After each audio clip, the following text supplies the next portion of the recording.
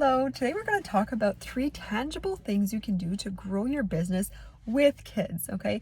You're not going to want to miss number 3. I did a training on this recently and it received some really awesome feedback, and it is my personal favorite as well.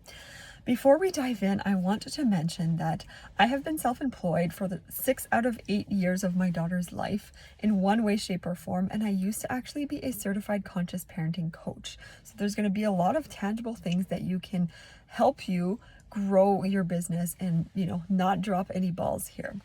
Most people that I work with are parents, okay? And if you are currently self-employed, or maybe you're working on becoming a business owner or considering becoming self-employed, this video is for you. Every parent I work with has a different situation. No matter what your situation is, I think you will find value here, because the reality is that the cost of living is going up and most parents, they cannot keep up with it and they need to become self-employed or become a business owner, in one way, shape, or form. So let's jump in. Number one is routines. I think most of us know that kids thrive on routine, the majority of kids, okay, including ourselves, right? So there's something that we talk about when we start in business, and it's setting hours of operation. The really nice thing about setting hours of operation is that, one, it creates a routine, and that helps both us and our children. So I'm just going to give you an example. You need to do what works for you and your family. Let's just say you're doing Tuesdays and Thursday evenings between 7 and 9 p.m. Those are some of your hours of operation, as well as Saturdays and Sundays between 10 and noon, for example, okay? Here's what this does. It gives your child a routine so they know what to expect and they can thrive off of that, okay? Also, it allows you to build momentum. When you're self-employed or you're a business owner, momentum is key. Consistency is key. And this is one really awesome way to do that. Another thing to consider with this is, if you read the book Atomic Habits, they talk about the longer you go, the longer it takes of inactivity between actions, right? The harder it is to keep going. So, for example, one thing that he says in his book is to never skip 2 days in a row. This kind of routine allows you to not skip 2 days in a row. If you were to do, say, Monday and then not do anything till Saturday or not do anything till Friday, it would become really hard to get back into the routine on Friday for yourself and for your child. So not skipping 2 days in a row between your scheduled work hours is a really powerful thing. Something else to consider is that, you need to be patient here. This is probably a new routine that you need to get used to and that your child needs to get used to, okay? Maybe you're starting off with 2 days a week. Maybe it's Tuesdays and Saturdays or Tuesdays and Thursdays for a few weeks until you get the hang of it, until your child gets the hang of it, and then you move on, to 4 days, whatever it is that looks like for you, okay? But be patient and start slow. It is going to be a transition for your child. Obviously, it depends on your child's age, how many children you have, if you're solo parenting or not. There's a lot of factors here, but these are key things that you can work no matter what your family situation looks like. A big one is to start with low expectations. Okay, here's a thing that I learned as a conscious parenting coach. Expectations kills connections. Expectations kill connection. If we expect our children to leave us alone for the full 2 hours, this is brand new to them. You've never really done any type of, work outside of your regular 9 to 5, and you're expecting them to leave you alone for 2 hours, and maybe they're 3 years old. It's not going to be that easy for them to be able to do that. So, can you just expect that maybe they will interrupt you?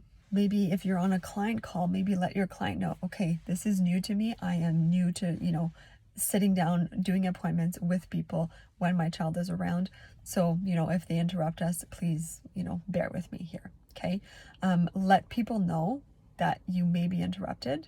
Most people you're going to work with are most likely going to be parents, and they're most likely going to be very understanding of this, okay? And so just start off with low expectations and then build it up from there, okay? The other thing is to create urgency. One of the top, so success leaves clues, right? One of the top clues that I found with successful people is they find a way to create urgency in their day. Now, there's a lot of ways to do that, but how can we leverage our kids to do this, right?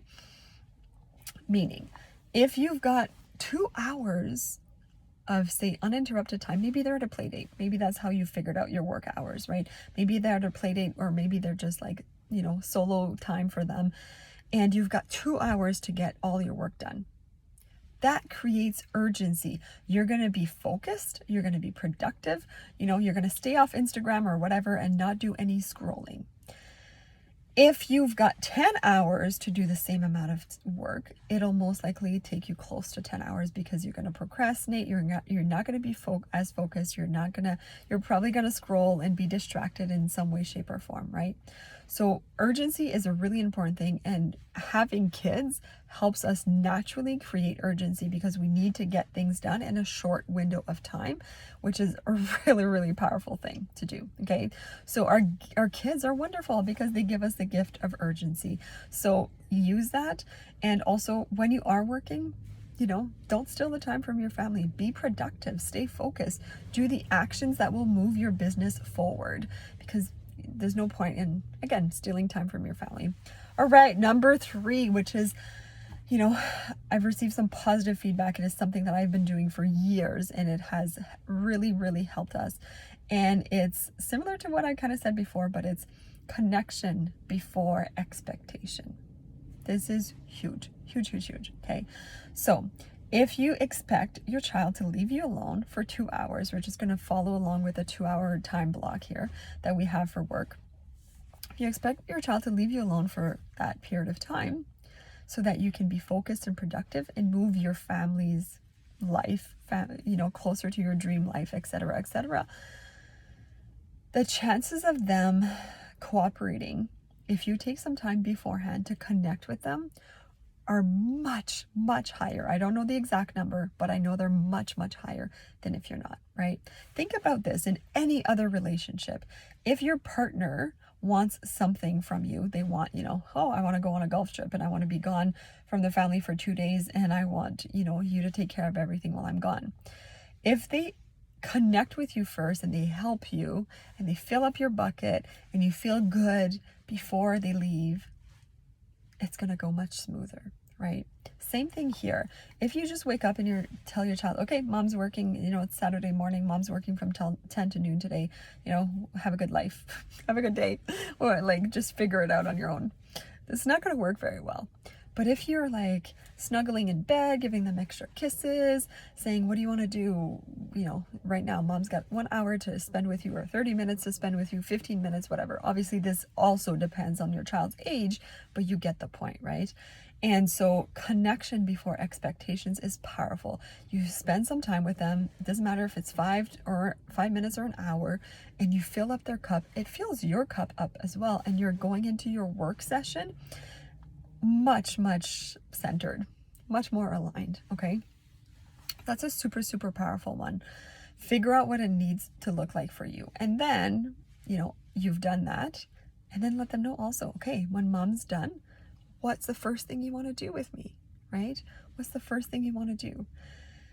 That's a super powerful thing too. So connect before and then connect after. Thank them for, oh my God, I appreciate you, occupying yourself for the last hour, for the last 2 hours. Thank you very much. Thank you for not interrupting my meeting. What do you want to do now? Right? Things like that. Congratulate them on those things too. And then I just want to leave you with some words of wisdom, not from me. They come from one of my mentors, Ed Milet. And he says this, and I'm just going to read it word for word, okay? There's a global epidemic of child neglect going on. It's subtle, and it's a parent not pursuing their potential and their dreams. They neglect their child when they do this. I know this hits home. Most things children get are caught, not taught. They start to catch that it's okay to settle. It's okay. You say, sweetheart, you can do anything you want. And at some point, at some age, they're going to start saying, Mom, why aren't you? Why aren't you happy? Why aren't you chasing your goals? Right? This hits home a little bit. From my observation, I find that we live in a world where we are so wrapped up in our children's extracurricular activities. Now, I'm not saying don't put them in extracurricular activities, but if you're going above and beyond to help them chase their dreams, their goals, right, to reach their potentials, why aren't we doing the same things for us? Can we find a balance? Can we find a way to do both? In my opinion, the answer is yes. I've observed it to be you're able to do both. You need to be focused on it though. You need to be focused on it, okay? So if you want them to go after their dreams, my challenge to you, my motivation to you, my encouragement to you is to go after yours as well. They want to see you win. Your children are going to become your biggest cheerleaders, okay? If you are doing a side business, self-employed, building a business, don't steal time from your kids, right? If you're self-employed, don't just be busy. Don't just show up on calls or scroll on Instagram during your work hours, right? Take action that will move your business forward. Do the activity that will allow you to win, that will actually do something and help your family, right? And in my line of business, where I coach parents, the beautiful thing about when we help our family, the only way to help our family is by helping a lot of other families along the way. And the best way that you can thank your kids for their cooperation, essentially, right, is by winning. And it doesn't have to be breaking records or anything like that. Just make a difference. Just do enough that will make a difference for you and your family. So what's your next level of winning? Go after it, okay? Do not let your children be your excuse. Link arms with them and make it happen. I hope you found this helpful. And if you do, please subscribe to this channel down below, and I'll see you next time.